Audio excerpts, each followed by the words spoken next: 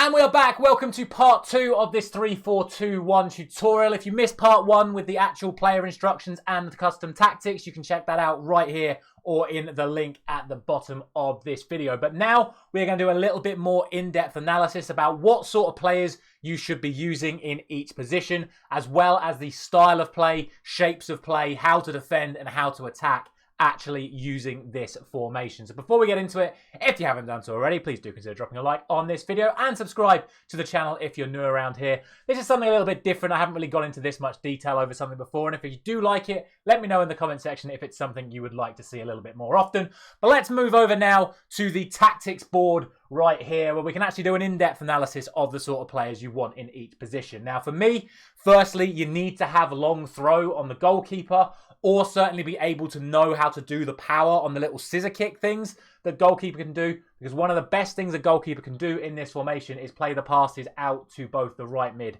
and the left mid over here. So that's my only requirement for the goalkeeper. We'll then move on to the outside centre-backs. Now for the outside centre-backs, the key things you need are balance, agility, pace, tackling and passing. I know, sounds like an awful lot, but to be honest, what I would recommend for these positions are either the very, very fast and agile centre-backs, the likes of Cannavaro, Cordoba, and a few others come to mind. But actually, to throw it back to an old school meta, I think putting fullbacks in these positions are the way to go. Now, I've been using Michael Laudrup, but the likes of Cafu, Ashley Cole, or other players of that sort of ilk that have really good mobility, but are also very good at 1v1 tackling. Because realistically, these players are going to be coming up against pacey, tricky wingers, or at worst, sort of like those outside forward players like Eusebio or, you know, the new Timo Werner that's just come out. So you want players with high pace, good tackling, but most importantly, that balance and agility to make them so secure. And then, of course, the good passing we will get to shortly, because the outside centre-backs are really crucial to build up play. As for the central centre-back, this is your massive defender. This is your Virgil van Dijk. For me, it's Laurent Blanc. Looking at, you know, maybe like the winter wildcard Yashin, Maldini. Basically, your go-to centre-back, the one that is just going to be physical, win every tackle. That's why I've stressed putting Anticipate and Anticipate Plus as a requirement for this position.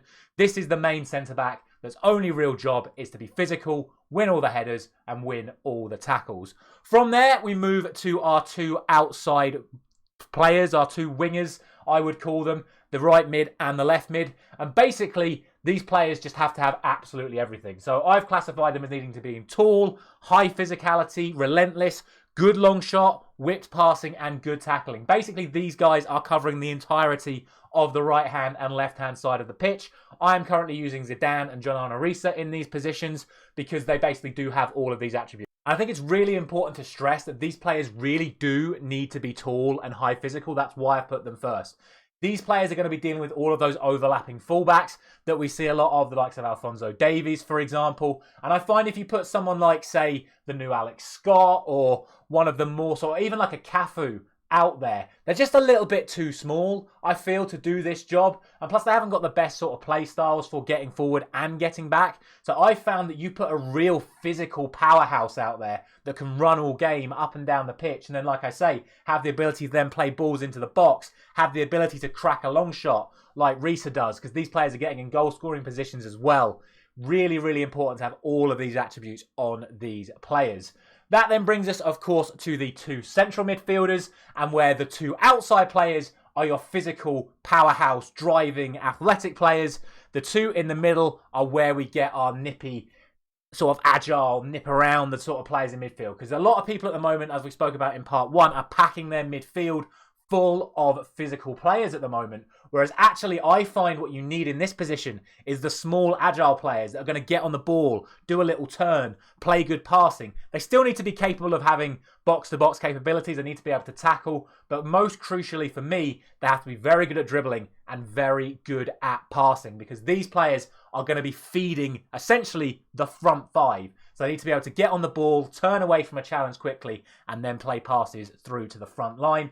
On the front line, we will start off with the two wide players. These are your absolute speed demons, your high pace, high dribblers, with high shooting and good passing. These are going to be getting in behind like we spoke about, and they're going to be making those either shots across goal or they're going to be cutting it back to the central striker. But they need to be very quick. They need to be very mobile because they are going to be on the receiving end of a lot of the ball, and they're going to need to be able to, again, make those sharp turns and get those quick shots and passes off and able to get the goal scoring opportunities.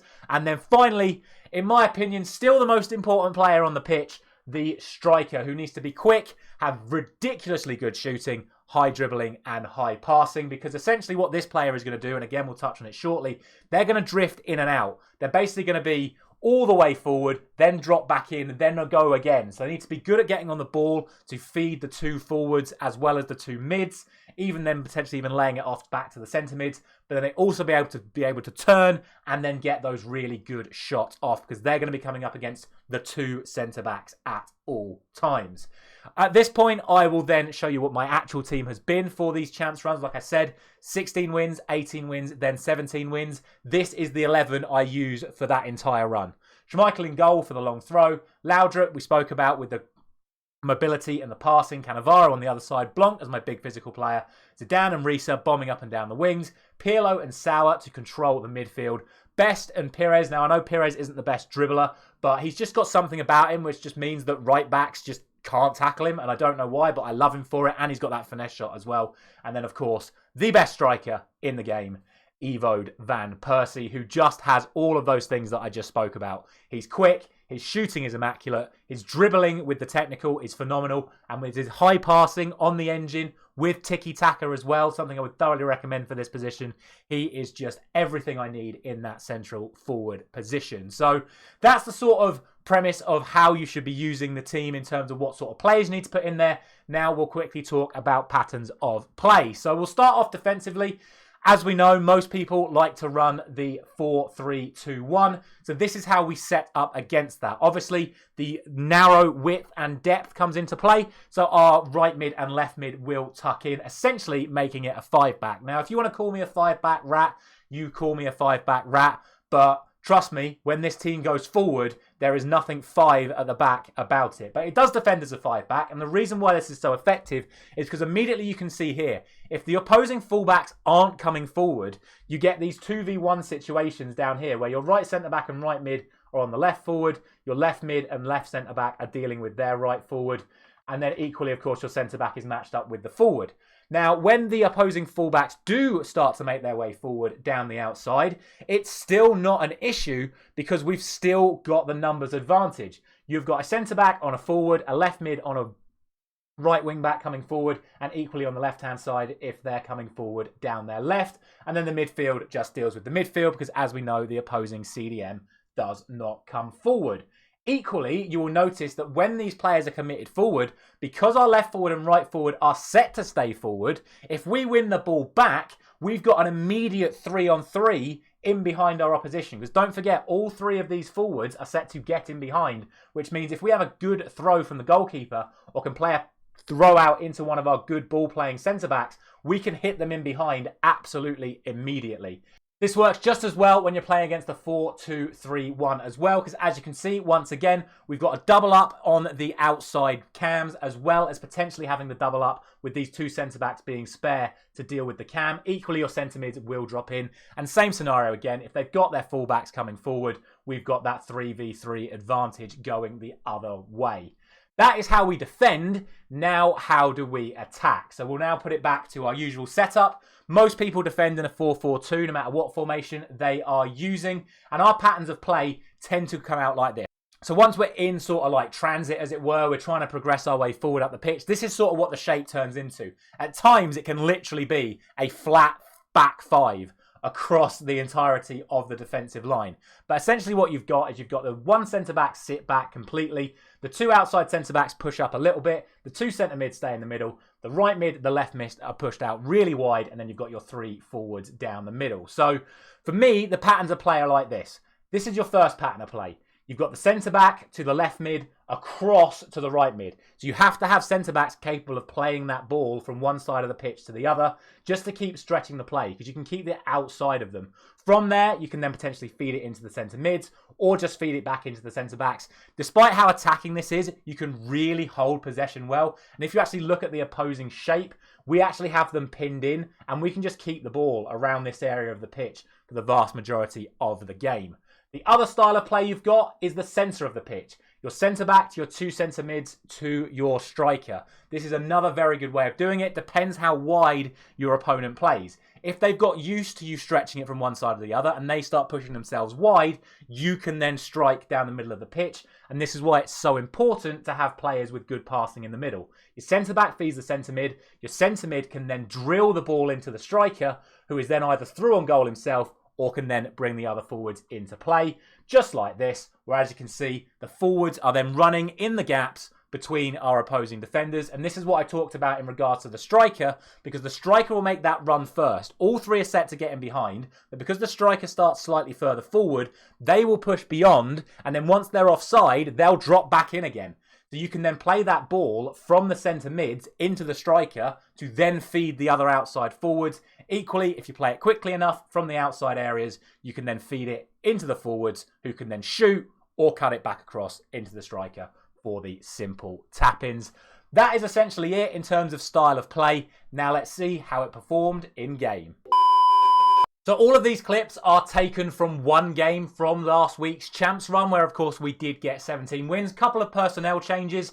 I was doing the Evo for Francescioli, so he's going to be up front for these clips. And we also put in Bon Matti because she deserves to get some play game time. She was 5 mil at one point, so we stuck her in for Andrea Pirlo. But as you can see here, first attack of the game, you can see that Pires has got himself on the ball from the left forward position. And immediately you can see our shape against the 4-4-2. We've got our 3 at the back, and then we have got our 2 in midfield. And then Zidane at right mid, Risa at left mid, Francescioli making the run in behind the 2 centre-backs, George Best making the run in behind the other 2 centre-back and full-back. And as you can see here, Pires gets the ball in the inside position, and just see that run in behind from George Best. Because we've stretched the play out so much, we can then feed this ball in the channel, and George Best, it's just a little bit of composure. Get to know that. It's rounding the keeper. It is so easy to do on this game, especially if you've got players with technical get to know that finish. A few moments later, and I absolutely love this goal. John Arisa is the furthest player forward in this attack. You can see the rest of our team making its way forward at the moment, and we will just stop it here.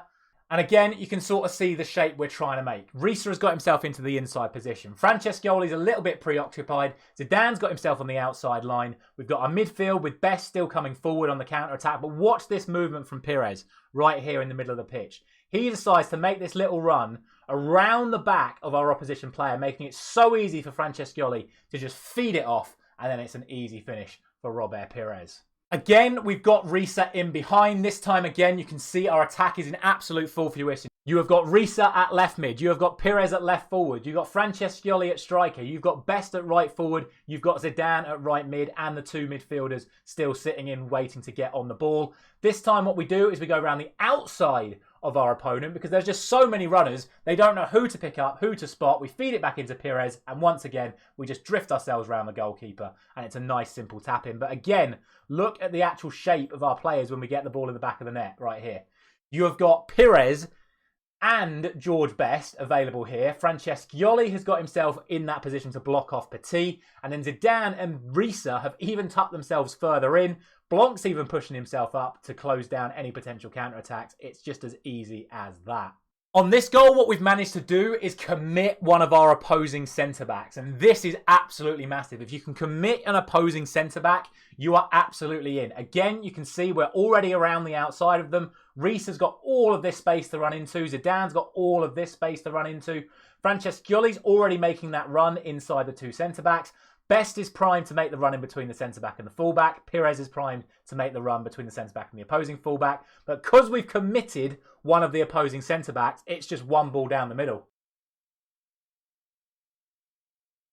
And Francescioli's away, And once he's away, you just know he's never going to miss that opportunity. Now, our next goal comes in two parts. So we actually attempt to do this initially and then pull it off the second time. Short goal kick to Blanc. Here comes that switcher play that I spoke about. Play it out to your wide players. Then when you get the opportunity, switch it again from one side to the other. I take it on with Risa. I try and come down the inside. Unfortunately, we get tackled. But then just a few moments after that, you see the exact same situation arise again. Zidane plays the ball out to Risa. This time we go down the outside of the fullback. Risa is in, and this is why we speak about the fullbacks having good shooting, because then Risa can come in and score like that. The final goal, well, this is the easiest of the lot. This is again what we go on about. The runs in behind. You can already see it. Best is in between fullback and centre-back. Francesc Jolly's between the two centre-backs. Pires is between centre-back and fullback. And it's just as simple as playing it through the lines. Pires in once more. And a lovely lifted finish over the goalkeeper. That is going to be it for this tutorial. Hopefully you guys got a better understanding of how to use it. Give it a go. I honestly telling you, this is the best formation to use right now. I am smashing people with this. This was high-end champs, and I won 9-0 with the entirety of the front three getting 10 out of 10 ratings because they are just devastating. They are in those gaps absolutely non-stop, and they just keep on going. Thank you very much for watching. Drop a like if you enjoyed it. Like I said at the start, let me know if you want to see more videos like this because I'm more than happy to do them. I love doing these sort of breakdowns on how things work. Thank you very much for watching once again. I'll see you very soon.